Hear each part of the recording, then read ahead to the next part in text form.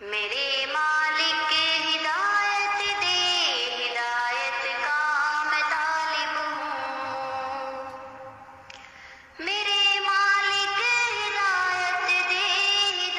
السلام علیکم ورحمۃ اللہ وبرکاتہ۔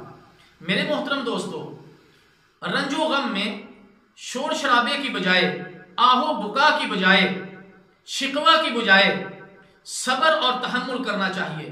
فرمایا کہ صبر کرنے والوں کو خوشخبری سنا دیجئے، جنہیں جب کوئی مصیبت پہنچتی ہے تو وہ کہتے ہیں انا للہ و انا الیہ راجعون، ہم سب اللہ ہی کے ہیں اور ہم کو اللہ ہی کی طرف لوٹ کر جانا ہے۔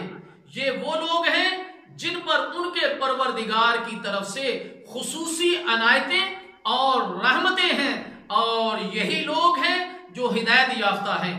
اللہ تعالیٰ جل شانہ سے دعا ہے کہ اللہ تعالیٰ مصیبت میں، پریشانی میں، رنج و غم میں شور شرابے کی بجائے تحمل اور صبر کرنے کی توفیق عطا فرمائے، اور انا للہ و انا الیہ راجعون پڑھنے کی توفیق عطا فرمائے۔ والسلام علیکم ورحمۃ اللہ وبرکاتہ۔